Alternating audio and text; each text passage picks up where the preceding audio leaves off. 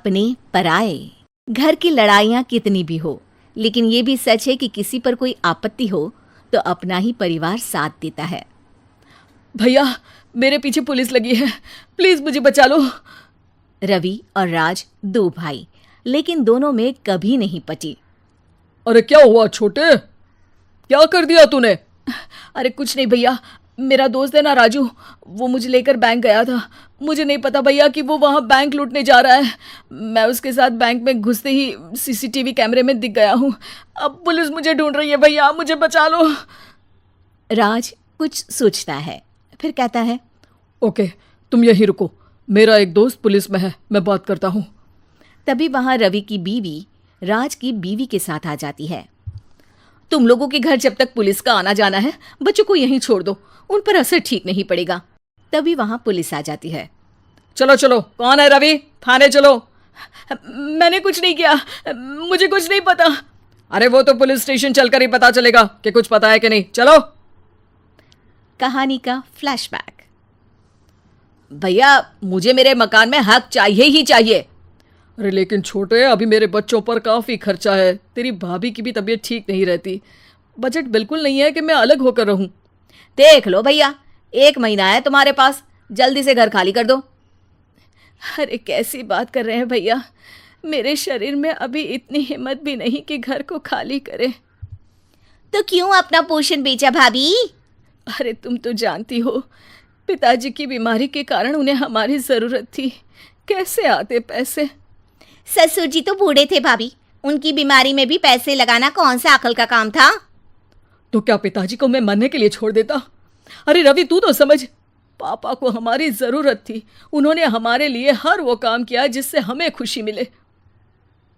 Back to Ravi, जो jail में बैठा है। ये मैंने क्या कर दिया था?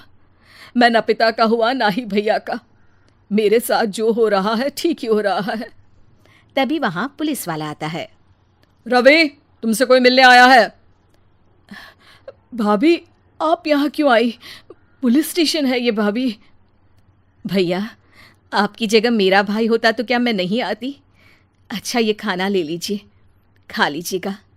आपके भैया लगे हैं वकीलों और पुलिस वालों से बात करने में, डरने की कोई बात नहीं। जब आपने गुनाह किया ही नहीं तो सज़ा भी नहीं मिलेगी।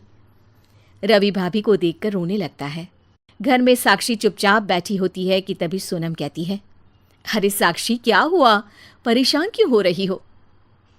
भाभी, अभी अभी पुलिस स्टेशन से खबर आई है, इन्हें बड़े जेल में शिफ्ट किया जा रहा है। मैं क्या करूंगी भाभी?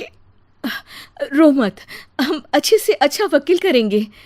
लेकिन उसमें तो बड़े पैसे लगेंगे दीदी, हम इतना पैसा कहाँ से लाएंगे?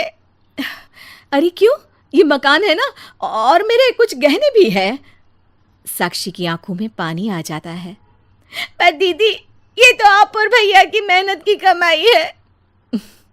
पापा के बाद भी तो हम लोगों का सब खत्म हो गया था।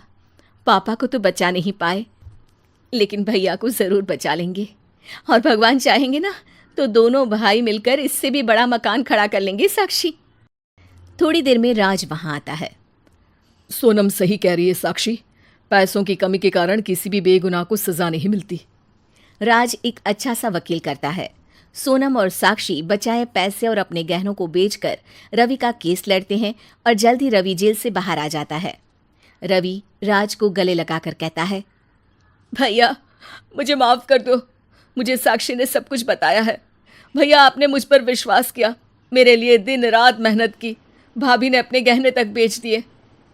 भैया, आपने तो पापा के लिए भी पैसे नहीं देखे, लेकिन मैं बहुत ही सेल्फिश निकला। भैया, एक आखिरी बार मुझे माफ़ कर दो, मैं शर्मिंदा हूँ। अरे भाई, अपने तो अपने ही होते हैं, पापा ने हमारे लिए क्या नहीं किया, ये तुम्हें बताने की ज़रूरत नहीं है मुझे। और फिर तू तो मेरा भाई है, पैसे से बढ़कर रिश्ते होते हैं भाई।